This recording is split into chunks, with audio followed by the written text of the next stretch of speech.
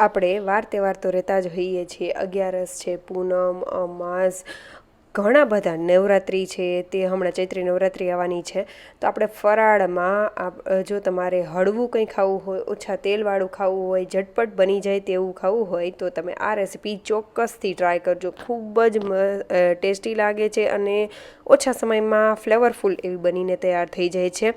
અને આપણે જનરલી કેવું હોય કે જ્યારે ફરાળ હોય ત્યારે બટાકાવાળું છે કે તેલવાળું તળેલું ને એવું વધારે ખાવાતું હોય છે.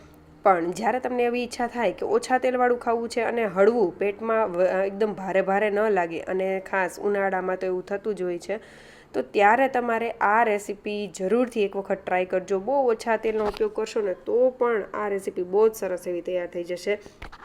અને ફટાફટ તો તૈયાર થઈ જ જાય છે, પણ સ્વાદમાં પણ ખૂબ જ સરસ લાગે છે. લાલ મરચુંનો ઉપયોગ નથી કરેલો કે હળદર કે ધાણા જીરાનો ઉપયોગ પણ નથી કરેલો ને તો પણ સરસ એવી ફ્લેવરફુલ થાય છે. બધા મસાલાને એડ કરેલા છે ને તો બની પણ ઝટપટ જાય છે અને ખાવામાં પણ ટેસ્ટી લાગે છે. જ્યારે ઓછો સમય તમારી પાસે હોય અને કાંઈ પણ ફરાળ બનાવવું હોય ને તો એક વખત જરૂરથી ટ્રાય કરજો.